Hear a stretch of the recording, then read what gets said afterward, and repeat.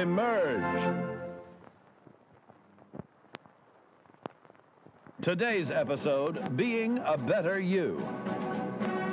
In life, we must each deal with the hand we are dealt, performing our assigned role to the best of our capacity. But after total atomic annihilation, you may find the hand you were dealt has been reshuffled. Yes, gone are the simple days of yesteryear. Now the common workman must also be a covert operative. The farmer, a master of the martial arts. The ice cream man, a nuclear physicist. How will you make sense of it all? Simple. Turn to your official Vault-Tec training materials. With these powerful tools in hand, you'll learn to make the most of your natural abilities and better understand what makes you special. Use them to be the best you can be, or someone even better. Your survival depends on it. With your future secure, share your newfound knowledge with others for great benefit.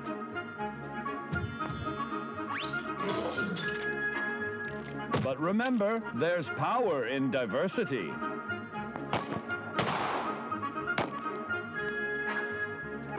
Sometimes who we are isn't a choice at all. In fact, at a particular point in your young life, you may notice that your body has begun going through certain unfamiliar changes. No, it's not puberty, it's mutation. Thanks to our old pal radiation, your DNA has become more interesting. See here? You've now gained the unique abilities of a marsupial in exchange for a mild neurological impairment. Now you've learned how to be a better you. You are completely prepared to achieve your full potential in the role of your choosing. As a hand-picked resident of Vault 76, it is your duty to carefully review your Vault-Tec-provided films yearly to fully prepare for the day when you will emerge.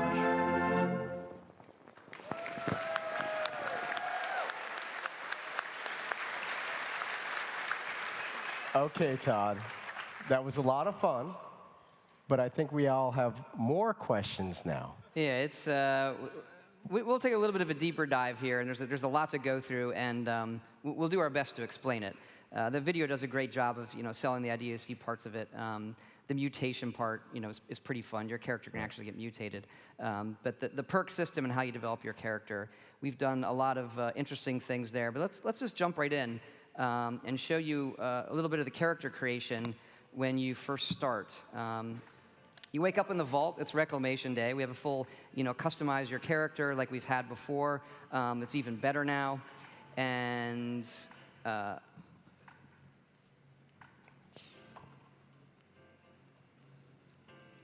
let's go a little bit. You get to take your ID badge. We've added this photo mode in the game that's really, really cool. The photo mode allows you to change your field of view, zoom in, zoom out, you'll see all the filters that are coming up. You can do this both here when you take your badge, it's like a training tutorial for it, and then you can do it anytime you want out in the wild with your friends, with dead enemies, with live enemies. We've also added this to our load screen system. There's not a lot of loads in our game, but when you fast travel, there's a little one. And so any of the pictures you've taken there will pop up like a random deck along with our curated photos. This came out of a game jam. We do these game jams in the middle of projects to see what new features we want to try to add in, and this was one of our favorite ones. Yeah, it turned out really, really great. And fun for socially shareable stuff too, even Exactly. offline. You kind of with your friends. And so, again, you make your character as a whole host of it. You can take pictures where you want. You can also, anytime in the game, change how your character looks. Because you're going to play a character for a long time, and you can swap out, change your sex, anything, your hair, everything, just so that you don't feel like, well, I don't like how I picked in the very first second what I look like. Really, really cool feature. Next, we'll show you stepping out of the vault and the first level up, and kind of dig into that some.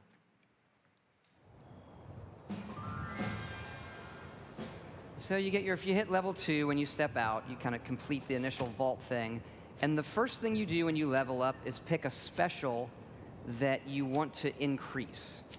If you played previous Fallouts, we have all the 7 specials.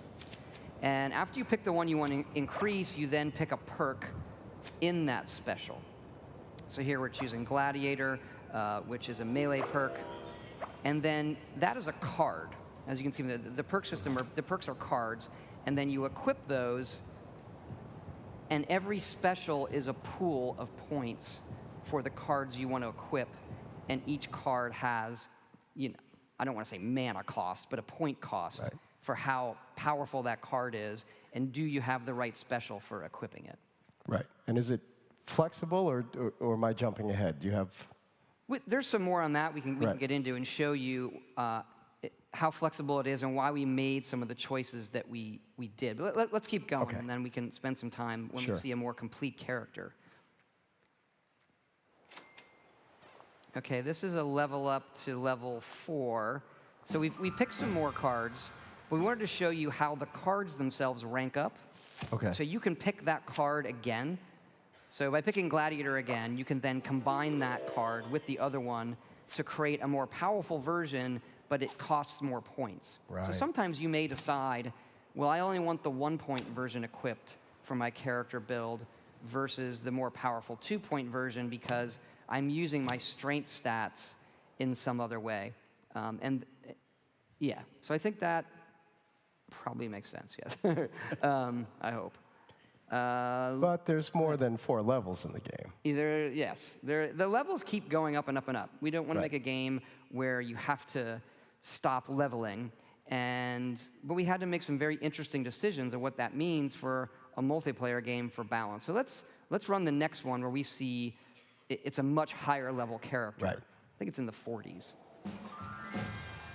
So here we are, and you'll see a character that's much further along. Picking Charisma. We can talk about Charisma, is interesting. Yeah. Here's a perk that lets Mutations act better with groups.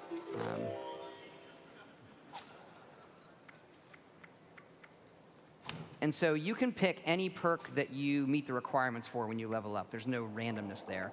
And here's what it looks like with a character that's further along. We've upped the cap for each special to 15 from 10. That allows better balance for which cards you're equipping. And the cards right now go from 1 point up to 5 points in power. And then as you level up, more cards become available. I've got a bunch of questions about that, but I want on there and chat a little bit. Keep going. Okay.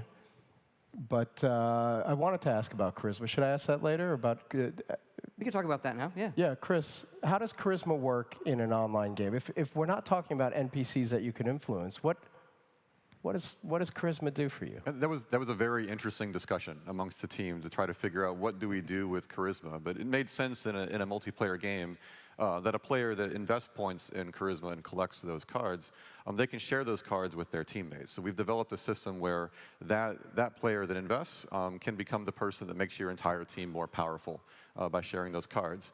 We did throw a few cards in there for the single player. I think we have one as Lone Wolf, as I recall. Lone Wanderer. Oh, Lone Wanderer, right. So if you can still pick some charisma cards if you're more of a solo kind of player, but the person that plays in groups all the time will probably invest more there. Cool. Yeah. And you probably saw before, again, when you level up, you get, these are the cards that come into the sets you can pick from when you're level 4 or 5, whatever. Right. We also experimented with, well, how do we add some more fun to it and give you more choices? And so we have added, because they're cards, perk card packs. And every few levels, initially every 2 levels, you get a perk card pack, and that has 4 random cards. Again, you could have picked these, but it gives you some more interesting choice that you might not have picked to give you some flexibility in your character. And then later on, you get them every 5. But let's look at a perk card pack opening, because they're a ton of fun.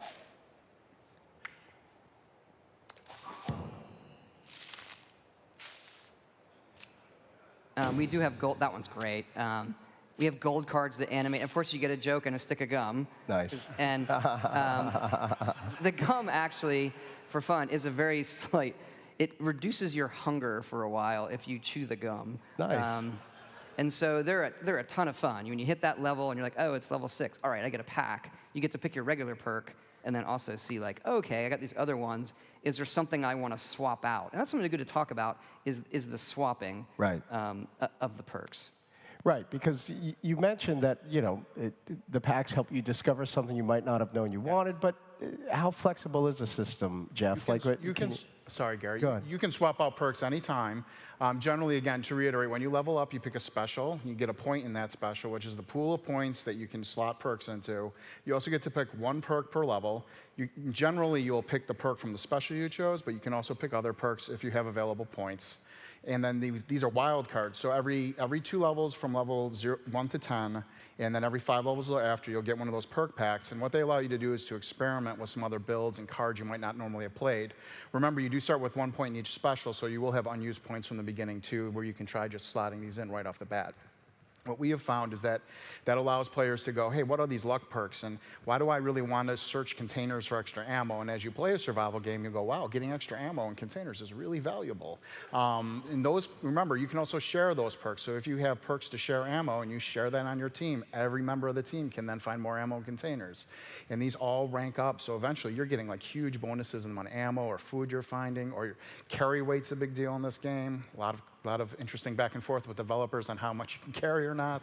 And you see those cards at first, you're like, well, that's not as cool as being able to do plus 20% damage with my pistol. But in a survival game, being able to carry more means you'll be able to carry more pistols. So there's a lot of ways that interplay, and there are so many cards in here, hundreds, and you're able to really do these cool builds and swap things in and out. And then I'm on a team. I have a great perk for this team that I might not want to carry. Lone Wanderer is a perfect example of that. Lone Wanderer, as soon as I play that when I'm playing solo all the time, because it gives me a bonus to my experience and damage. And as soon as I get on a team, I turn that off because I'm on a team now, it doesn't work, and I'll equip a different card that I can share with my team. So when you say builds, you're not really talking about sitting there and having multiple kind of decks. You're talking about having more of a baseline and then making little changes here and there quickly and easily. Is that a kind of a correct way of putting it? Or? Yeah, your character, you're still progressing the way you would expect in an RPG, and it's kind of growing and growing and growing. So it's kind of what Jeff was saying. You're swapping out a thing here or there. The perk packs can also sometimes give you a perk that is, we intentionally do this, you might get 1 or 2 that from a pack of cards that is a higher level than you are. So it's like a few levels in shooting distance. So you say like, oh, I didn't even know that was a perk. Maybe I want to pick agility on my next level up because the game has given me this other perk and I just want to try it out. The other thing is, this is the multiplayer part of it, that when you hit level 50, you don't get to give out a special point anymore. So that doling out strength and all that stops at level 50, but you still get to pick cards. So that gives us a continuing thing where, okay, I hit level 73, and I'm still like, you know what? I never got to pick that perk, because again, there's hundreds of them. I'll go pick that one. I want to try it out. So you're not, but we're still capping the power curve ramp that in our other games, like a Skyrim or a Fallout 4, just like your character keeps getting more and more and more and more powerful, and we knew we couldn't really have that in this one.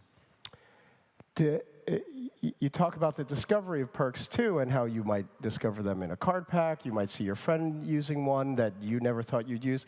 Have any of you, in your own internal play testing, found a perk that you never thought you would use that you're like, wow, this is really cool? Chris? All the time. Any recent examples? Well, I remember when I first started playing the game, I did exactly what Todd alluded to, or Jeff, where I've always picked the percent damage perk. Because I'm thinking, okay, I just want to do more damage. As I played the game and discovered there's a lot of value in doing things like building up your camp and doing a lot of exploration and gathering resources, I started to actually take perks I would have never picked in a single-player game to reduce the amount things weigh so that I can actually carry more junk. So I can then bring that back to my camp. And I find that I'd swap that out a lot. Like if I'm playing by myself and doing more exploration, I tend to use those kinds of perks. But if I play in a group, we typically have some objective in mind. It's something we want to go and kill, and then I might swap some of those out for the more traditional damage perks. Yeah, Jeff, anything for you that emerged recently that you didn't think you would use, but now you're using? I can't think of anything particular. I did get one of those weird mutations the other day, though. They're a lot of fun, too. So I was playing, and all of a sudden, when you have a lot of rads is when you're susceptible to mutations, like in real life. And then I got a mutation called Bird Bone, but I didn't realize I'd gotten it. And all of a sudden, I was over-equipped, which is always a frustrating experience in a game. And I'm like, why am I over-equipped? And I looked and I had this perk, and it let me jump extra high, but it lowered my strength. So again, like the way the dynamic systems work is incredible. And you can spend a lot of time in that perk menu, but remember, it is a live game, so make sure you're in a safe place. And then I have another question. Who gets to write the jokes in the gum wrappers? That is Emil Pagliarulo. He does all of the jokes. Master of the memes. He's done that for us for a long time. He wrote the arrow in the knee. That wasn't really a joke. What? It became a joke. It wasn't a joke. That poor guy. So Emil wrote all of those.